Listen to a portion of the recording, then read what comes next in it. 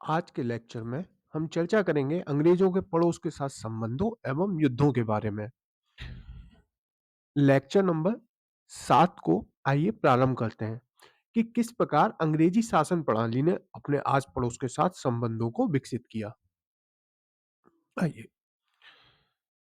सबसे पहले हम प्रारंभ करते हैं आंग्ल भूटान संबंधों के बारे में। आंग्ल भूटान संबंध। भूटान भारत के उत्तर पूर्वी छोर पर बसा एक स्वतंत्र राष्ट्र था। 1826 ईस्वी में असम के अंग्रेजों के अधिकार क्षेत्र में आ जाने से ब्रिटिश साम्राज्य भूटान के नजदीकी संपर्क में आ गया। इससे भूटान की सेना ने अंग्रेजी क्षेत्र में निरंतर जवाबी युद्धक कार्रवाई प्रारंभ कर दी। 1863-64 ईस्वी में लॉर्ड एल्गिन के दूत के साथ बुरा बर्ताव एवं उस पर थोपी गई संधि ने असम को जाने वाले दर्रों को अंग्रेजों द्वारा छोड़ने को बाध्य किया गया। इन दर्रों के समामेलन को जिसके वजह से अंग्रेज प्रवृत्त हुए और 1865 ईस्वी में भूटान को वार्षिक अनुदान के बदले इन दर्रों को छोड़ने को बाध्य किया गया। इस प्रकार हम देखते हैं कि अंग्रेज और भूटान संबंध काफी तनावपूर्ण है, लेकिन अंग्रेजों के द्वारा एक वार्षिक सब्सिडी के आधार पर भूटानियों के साथ समझौता कर लिया गया। इसके पश्चात हम प्रारंभ करते हैं अपना दूसरा चैप्टर आंग्ल नेपाल संबंध।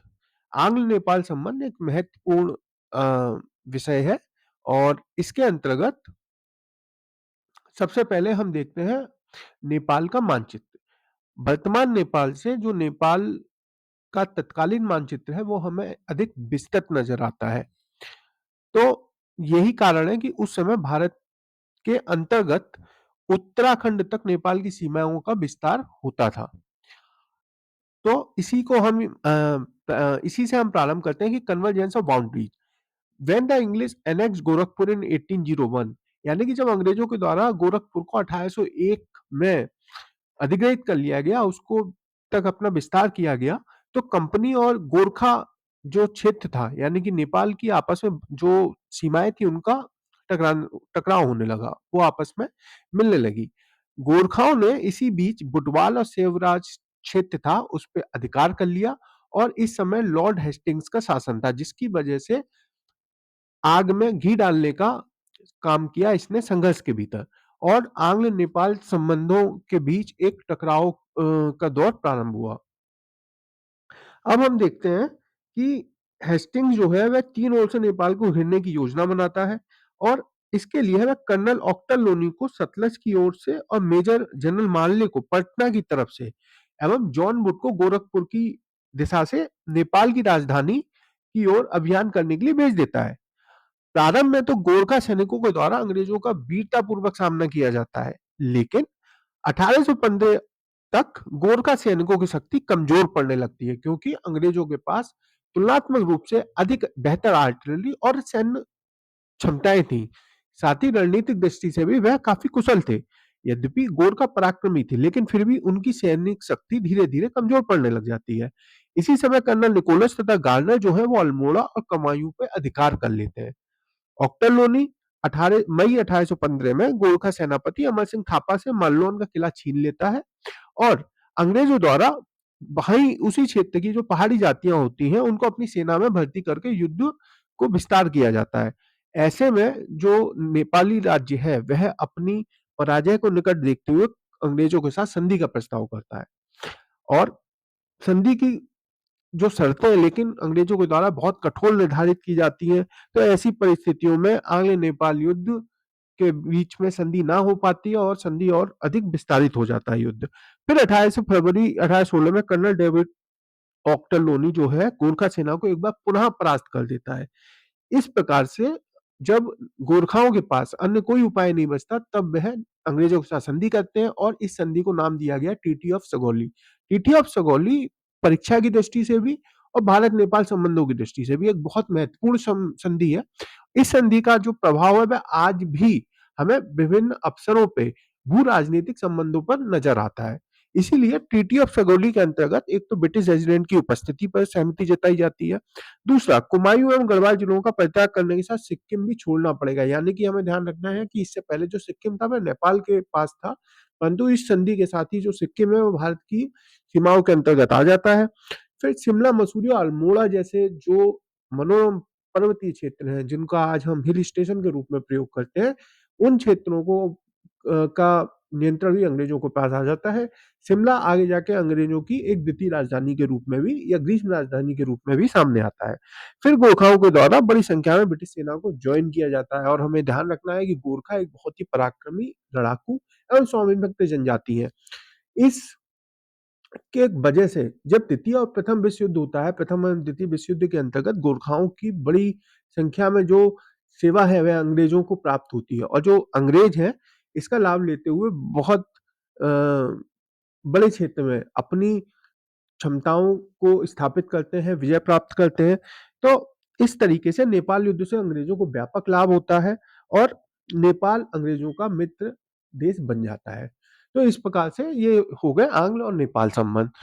तीसरा जो पार्ट है वह है आंग्ल बर्मा संबंध। आंग्ल बर्मा संबंध अंग्रेज एवं उपमहाद्वीपीय दृष्टि से, दोनों की दृष्टि से ही बहुत महत्वपूर्ण है, क्योंकि इन संबंधों की वजह से अंग्रेजों को अपना विस्तार जो है भारत के पूर्वी छोर तक करने का अवसर मिलता है, और इस क्षेत्र में अकूत प्राकृतिक संसाधन उपलब्ध होते हैं। तो जब आंग्ल बर्मा संबंध की दिशा में हम जाते हैं, आंग्ल बर्मा संबंधों के बारे में हम जब पढ़ते हैं, तो हमें ध्यान रखना है कि 3 आंग्ल बर्मा युद्ध हुए, है ना? और अंततः 1885 में जो ब्रिटिश है वह बर्मा का पर नियंत्रण स्थापित करने में सफल रहते हैं, और इसी वजह से जो बर्मा जो है वह अंग्रेजों के नियंत्रण में आता है। अब अंग्रेजों की इसके पीछे नियत और मंशा क्या होती है कि वे बर्मा की जो संसाधन है उन पर नियंत्रण स्थापित करना चाहते हैं, यानी कि किसी भी प्रकार ये इनके प्रकार है, उनका लक्ष्य यही होता है कि किसी प्रकार से हमें बर्मा पे नियंत्रण करना है। क्यों? दूसरी ओर जो फ्रांसीसी हैं वह भी इस क्षेत्र में अपना प्रभाव बढ़ा रहे होते हैं, तो वह चाहते हैं कि इससे पहले कि फ्रांस जो है वहां तक बर्मा तक अपना महत्वाकांक्षा को बढ़ावा दें, उससे पहले हम उस क्षेत्र में नियंत्रण कर लें, और जो बर्मा की बाजार है उस पे अपना माल को हम खपा दें, जिससे कि हमारी जो उत्पाद है सस्ते दामों में उनका निर्माण हो और सस्ते में बिक्री हो जाए, और महंगे दामों पे हम उनको बेच सकें। आइए अब हम जानते हैं कि किस प्रकार से कि बर्मा एक स्वतंत्र देश है और अंग्रेजी साम्राज्य हेतु खतरा सिद्ध हो सकता था। ये बात हम जान चुके हैं। 1817-18 में बर्मी सेना ने जब पहली बार जब हमला किया, जब अंग्रेजों का विस्तार असम तक हो गया। अब यहाँ पर जो बर्मी सेना है वो अपने और अधिक विस्तार करना प्रारंभ कर देती है। 1823 ईस्वी में बर्मियों ने कंपनी द्वीप शाहपुरी पे आक्रमण कर असम की सीमा पर उत्पात मचाना शुरू किया। ऐसे में आंग्ल बर्मा युद्ध जो है वह अवश्यंभावी हो गया। तो प्रथम आंग्ल बर्मा युद्ध का जो कारण है वह है कि इस क्षेत्र में बर्मी सेना के द्वारा अपना तीव्रता से विस्तार किया जा रहा है। अब प्रथम आंग्ल बर्मा युद्ध की घटनाक्रम क्या है, हम उन घटनाक्रमों को देखते हैं। 1822 ईस्वी में ब्रह्मा के सेनापति मां मुंदेला ने असम पर अधिकार कर लिया एवं मणिपुर भी जीत लिया। तो दो बहुत ही महत्वपूर्ण क्षेत्र जो कि अंग्रेजों के राज्य के अंतर्गत थे, असम एवं मणिपुर, ये दोनों ही क्षेत्रों पर ब्रह्म के सेनापति मां बुंदेला उसके द्वारा नियंत्रण कर लिया जाता है। कछार राज्य जब वह जीतना चाहता है तो लॉर्ड एमहर्स्ट जो कि उस समय का वाइसरॉय है, यानी कि गवर्नर जनरल है, ने इसका विरोध किया। इस प्रकार बर्मा सरकार जो अंग्रेजों के बीच अनबन हो गई, और आवा सरकार जो कि शाहपुरी द्वीप पे अधिकार कर लेती है, यानी कि आवा जो उस समय के सम्राट है उसके नाम पर ये सरकार चल रही होती है, तो वह उस पे शाहपुरी द्वीप जो होती है वह अधिकार कर लेती है, और वापस रिटेलिएशन में जो अंग्रेजी सेना है वह शाहपुरी द्वीप को जीत लेती है। 24 फरवरी 1824 को इस प्रकार से युद्ध प्रारंभ हो जाता है। तो आक्रमण हेतु अंग्रेजों के द्वारा दो सेनाएं भेजी जाती हैं। एक सेना स्थल मार्ग से भेजी जाती है, और दूसरी सेना आर्कीबॉल्ड कैंपबेल के नेतृत्व में समुद्री मार्ग से भेजा जाता है। फिर बर्मी सेनापति जो है महाबुंदेला वो चटगांव के निकट रामू नामक स्थान पे अंग्रेजों की एक सेना को परास्त कर देता है, तो उससे बर्मी सेना जो है उसका उत्साह बहुत बढ़ जाता है। लेकिन शीघ्र ही अंग्रेज अपनी सेना को संभालते हैं, सैन्य कुशलता का परिचय देते हैं और महामुंदेला को युद्ध में मारा जाता है और अंग्रेजी बल जो है वह बर्मा की जो राजधानी है यानी कि यानडूब से 60 मील दूर रह जाते हैं।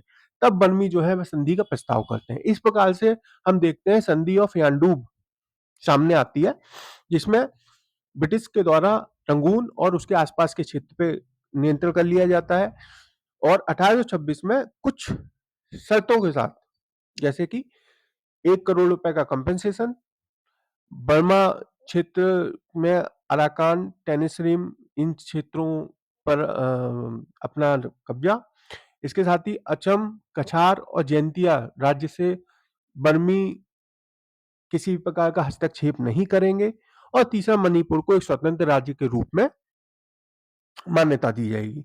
साथ ही एक वाणिज्यिक ट्रीटी भी की जाती है जिसका अर्थ ये होता है कि भाई ब्रिटिश रेसिडेंट रखना होगा, साथ ही प्राकृतिक संसाधनों का अंग्रेज इस्तेमाल कर सकेंगे। तो इस प्रकार से ये आंग्ल बर्मा युद्ध समाप्त हो जाता है और ऐसा लगता है कि आंग्ल यानी कि अंग्रेज और बर्मियों के मध्य में एक शांति स्थापित हो जाएगी। लेकिन हमें यहाँ पे ये ध्यान रखना है, अंग्रेजों की जो मंशा है वह युद्ध के माध्यम से प्राकृतिक संसाधनों पर नियंत्रण करना है। तो अभी जब तक अंग्रेज पूरे बर्मा पे उस तरीके से कब्जा नहीं कर लेते, उस तरीके से नियंत्रण स्थापित नहीं कर लेते, तब तक वो शांत बैठने वाले नहीं थे। यही जो उनकी नीयत थी, यही कारण बनती है द्वितीय आंग्ल बर्मा युद्ध का, जो कि 1852 में लड़ा जाता है। बर्मा के जो शासक है वह संधि की शर्तों को अपमानजनक मानते हैं और उसका पालन करने से इनकार कर देते हैं और उसके पीछे प्राकृतिक संसाधनों का निरंतर दोहन भी होता है और अंग्रेजों के द्वारा जो निरंतर दबाव बढ़ाया जा रहा होता है वो भी होता है। और इसी बीच में हम देखते हैं कि 1848 ईस्वी में लॉर्ड डलहौजी गवर्नर जनरल बन के आता है और हमें ध्यान रखना है लॉर्ड डलहौजी एक बहुत ही बड़ा साम्राज्यवादी व्यक्ति है। उसके द्वारा किसी भी प्रकार से साम्राज्य का विस्तार करने की मंशा होती है और वह कोई भी उसके लिए जरिया या माध्यम बनाने को तैयार होता है। इसी बीच में हम क्या देख रहे हैं कि जो बर्मा में जो अंग्रेजी व्यापारी हैं, जो व्यापार कर रहे हैं, वह शिकायत करते हैं और ये आरोप लगाते हैं कि उनके साथ बर्मी सरकार के द्वारा भेदभाव किया जा रहा है। लॉर्ड डलहौजी इसी मांग को आधार बना के पत्र लिखता है और अंग्रेजी व्यापारियों को क्षतिपूर्ति देने की मांग करता है। अब जो बर्मा का नया शासक होता है धारावादी, वह लॉर्ड डलहौजी के प्रस्ताव को अस्वीकृत कर देता है। वह कहता है कि हमारे द्वारा किसी भी प्रकार की ऐसी मांग नहीं की जा रही है, हमारे पास द्वारा किसी प्रकार का ऐसा व्यवहार नहीं किया जा रहा है। लेकिन हमें ध्यान रखना है लॉर्ड डलहौजी की मंशा क्या है कि वह किसी प्रकार से कब्जा कर लेना चाहता है बर्मा के संसाधनों तक अपना विस्तार कर देना चाहता है। तो यहाँ पर जो डलहौजी होता है वो ब्रिटिश अधिकारी लैम्बर्ट को 3 विशाल युद्धपोतों के साथ क्षतिपूर्ति की मांग करने के लिए भेज देता है। यानी कि उसकी मंशा स्पष्ट होती है प्रारंभ से ही कि हमें किसी भी प्रकार से युद्ध को करना ही करना है। तो ऐसी स्थिति में जो बर्मा का शासक है वह गंभीरता समझते हैं और अपने आप को पीछे हटाते हुए वो क्षतिपूर्ति देने का वचन देते हैं और आश्वासन देते हैं कि जो भी शिकायतें उनको दूर किया जाएगा।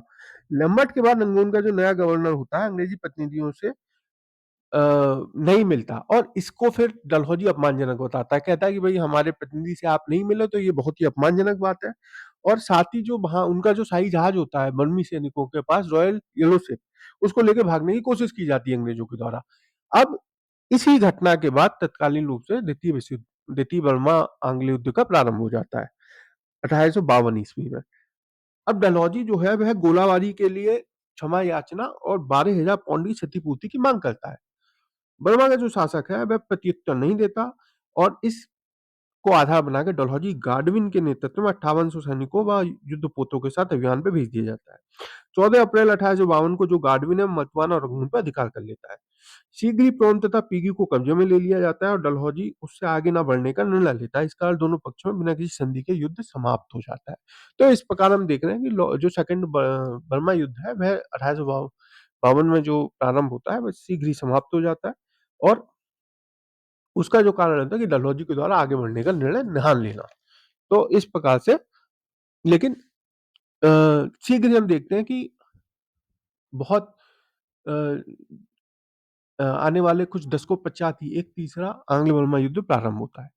अब यहाँ पे उसका जो कारण होता है वह उत्तराधिकार का प्रश्न होता है कि जो थर्ड बर्मा युद्ध है उसमें हम देख रहे हैं कि भिंडन जो बर्मा का राजा है उसके पुत्र है थीवो, उसका राज्यारोहण किया जाता है और 1878 ईस्वी में अंग्रेजी रेजिडेंट को बर्मा से वापस बुला लिया गया और 1885 में फ्रांस जो है वह उत्तरी बर्मा से एक व्यापारिक संधि कर लेता है।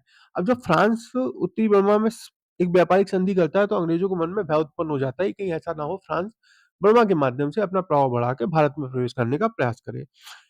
इसी को ध्यान में रख के जो लॉर्ड डल्फिन जो कि तत्कालीन वायसरॉय होता है वह सावधान हो जाता है और बर्मा के शासक के पास मांडले में ब्रिटिश रेजिडेंट रखने की पुनः मांग करता है, परंतु जो शासक थी वह इन सभी मांगों को अस्वीकृत कर देता है और यहीं पर जो है 1885 ईस्वी में ऊपरी बर्मा पे अंग्रेजों के द्वारा आक्रमण कर दिया जाता है और मात्र 14 दिन के युद्ध में ही अंग्रेज जो है वह बर्मा सेना को परास्त कर देते हैं क्योंकि उनकी कुशल रणनीतिक सैन्य बहुत कुशलता पूर्वक होता है, चातुर्य पूर्ण होता है और यहाँ से ही स्वतंत्र जो बर्मा होता है उसका भाग्यस्त हो जाता है। फिर हम देखते हैं कि 1935 में जो भारत में कानून आएगा, भारत शासन अधिनियम, उसके अंतर्गत बर्मा को स्वतंत्रता मिलती है। लेकिन संपूर्ण बर्मा जो है वह अंग्रेजों का आधिपत्य स्थापित हो जाता है और अंग्रेजों ने संपूर्ण बर्मा की राजधानी जो है वह रंगून के को बना देते हैं। इस प्रकार से जो आंग्ल बर्मा युद्ध समाप्त होता है और बाद में जब बर्मा स्वतंत्र हो जाता है तो वो बर्मा एक नए राष्ट्र के रूप में स्थापित होता है।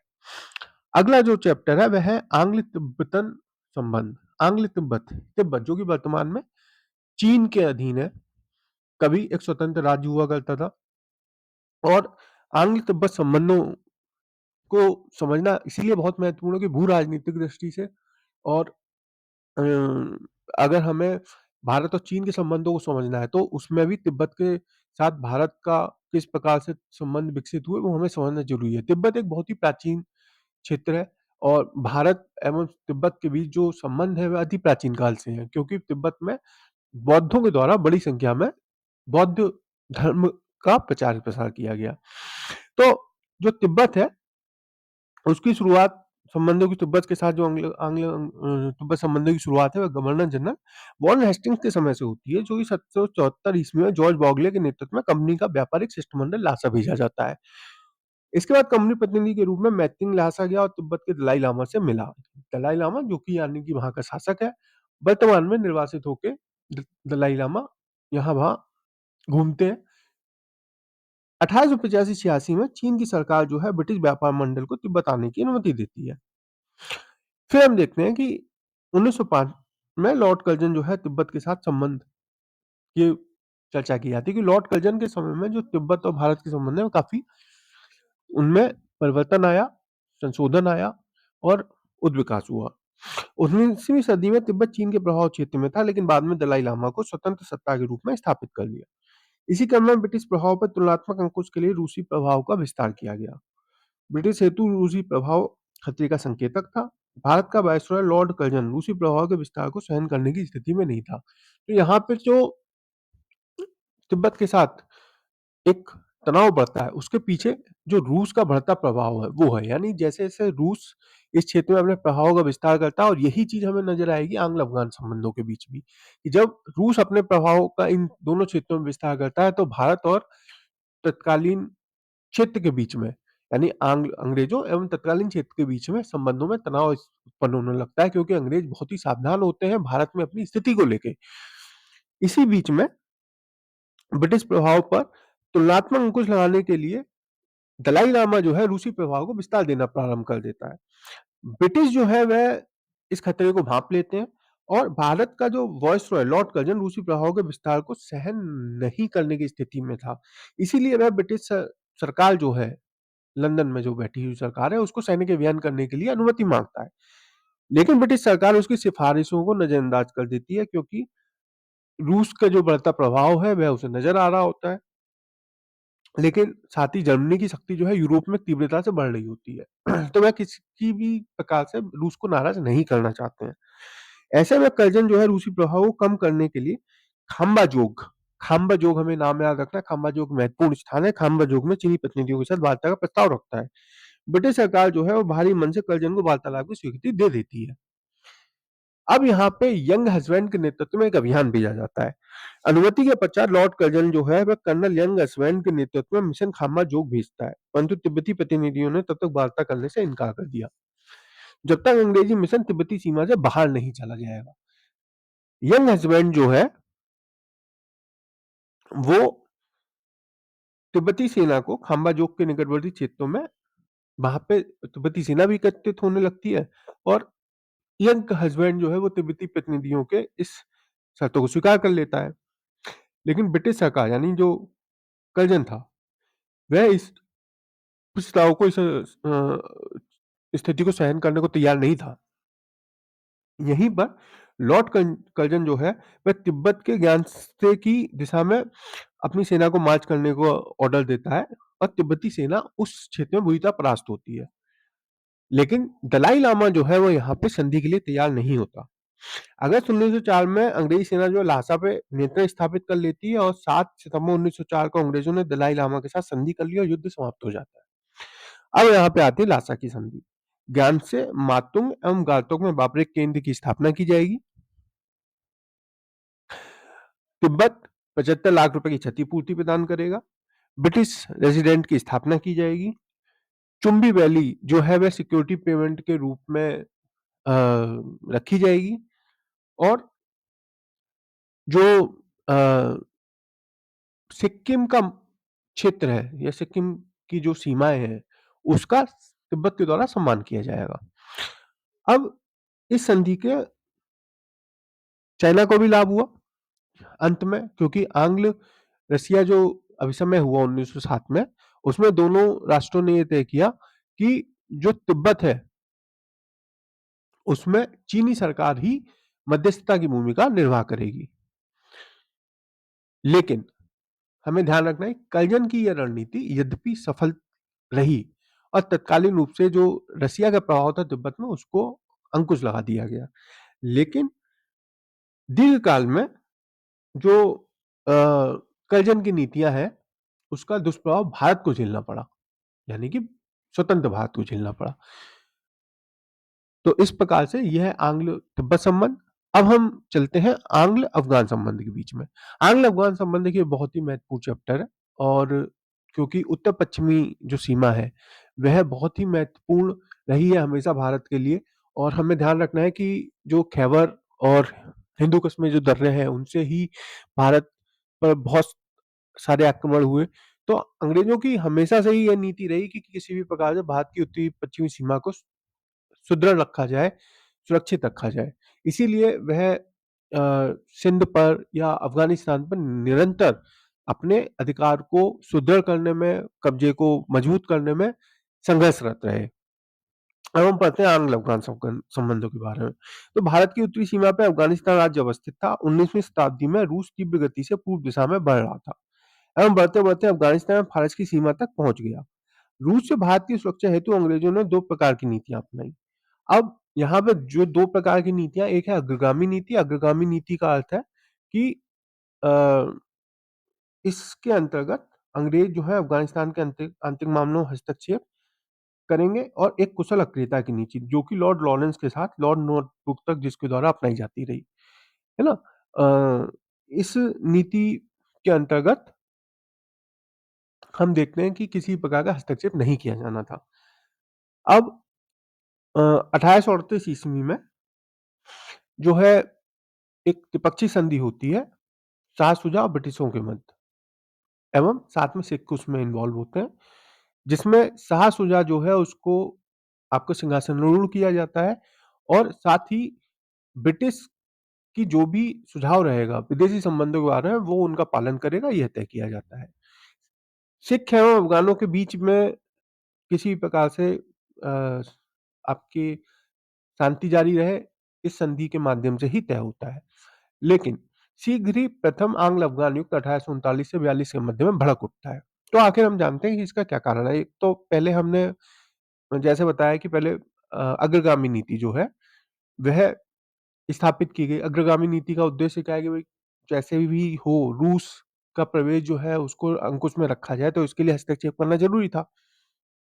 तो हम क्या देखते हैं कि घटनाक्रम किस प्रकार से होता है। तो सबसे पहले तो हमें याद रखना है कि युद्ध का जो प्रारंभ हुआ वो लॉर्ड ऑकलैंड के शासनकाल में हुआ और समाप्ति जो है लॉर्ड एलनवेरो के समय में हुई। यानी कि दो अलग अलग गवर्नर यहाँ पे हमें देखने को मिलेंगे। लॉर्ड एलनवेरो जिनके नेतृत्व में युद्ध प्रारंभ हुआ और सॉरी लॉर्ड ऑकलैंड जिनके समय में युद्ध प्रारंभ हुआ और लॉर्ड एलनवेरो जिनके युद्ध में समय में युद्ध की समाप्ति हुई। लॉर्ड ऑकलैंड 1835 में गवर्नर जनरल बन के आता है। अच्छा, इससे पहले हम देख रहे हैं कि 1824 ईस्वी में जो शाह शुजा है वह अफगानिस्तान का शासक था, उसको हटा के दोस्त मोहम्मद को शासक बनाया गया है। इसी से कुछ समय पहले ही पेशावर पर रणजीत सिंह ने अधिकार कर लिया और सिख साम्राज्य स्थापित हो गया है। तो अफगान उसको लेकर सशंकित है। दूसरा, अब्दाली वंशज शाह शुजा यानी कि जिसको हटा के दोस्त मोहम्मद शासक बना है, वह अपने खो राज्य की प्राप्ति हेतु प्रयासरत है। ऐसे में दोस्त मोहम्मद की स्थिति काफी डावाडोल थी, तो वह एक मजबूत और ऐसा विश्वसनीय साथी चाहता था जो उसकी स्थिति को सुदृढ़ कर सके। तो इसी को लेकर हमने जो पढ़ा त्रिपक्षीय संधि की गई 1838 ईस्वी में। अब यहाँ पर हम देखते हैं कि अ, जो लॉर्ड ऑकलैंड है वह काफी अनिच्छुक सा होता है। तो कुछ समय पश्चात जो दोस्त मोहम्मद है वह रूस से मित्रता कर लेता है। जब रूस से मित्रता कर लेता है तो यहीं पर लॉर्ड ऑकलैंड दोबारा सक्रिय होकर त्रिपक्षीय संधि करता है। तो इस प्रकार से एक 1838 में त्रिपक्षीय संधि हमारे सम्मुख आती है। अब अंग्रेज जो है वो धीरे धीरे जब उस क्षेत्र में बढ़ना प्रारंभ करते हैं तो 1839 में अंग्रेज जो है वो गजनी जीतते हैं। अगस्त में सेना काबुल पहुंच जाती है। फिर दोस्त मोहम्मद जो आत्मसमर्पण कर देता है और उसको बंदी बना के कलकत्ता भेज दिया जाता है, क्योंकि अंग्रेज नाराज हो जाते हैं जब दोस्त मोहम्मद के द्वारा रूस के साथ बहुत ज्यादा संबंधों को विस्तार दिया जाता है। तो इसको लेके अंग्रेज जो है वे नाराज हो जाते हैं और उसको अफगानिस्तान के अमीर के रूप में अपदस्थ कर देते हैं और शाह शुजा को जो है वह सिंहासन प्रदान कर देते हैं और अंग्रेज वापस आ जाते हैं। अब जहां पे हम देखते हैं कि इस युद्ध के भीतर काफी अंग्रेजों को हानि उठानी पड़ती है। इसीलिए जो अंग्रेज हैं बाद में सिंध पे अधिकार कर लेते हैं और कहा जाता है कि जो सिंध है वह अफगानिस्तान की पूंछ सिद्ध हुई है। तो यहाँ पे जो ऑकलैंड की अफगानिस्तान नीति थी वह सर्वथा दोषपूर्ण थी, क्योंकि उसने यहाँ पे बहुत अधिक हस्तक्षेप करने का मार्ग अपनाया और बाद में अफगानिस्तान के आंतरिक मामलों में हस्तक्षेप की नीति भी अपनाई, है ना। फिर हम देखते हैं द्वितीय आंग्ल अफगान युद्ध। 1862 से 72 तक अंग्रेजों ने पूर्ण तटस्थता की नीति का पालन किया। यानी कि जो द्वितीय अफगान युद्ध है वहां पे अंग्रेजों के द्वारा पूर्ण तटस्थता की नीति का पालन किया जाता है, परंतु लिटन ने अग्रगामी नीति अपनाई।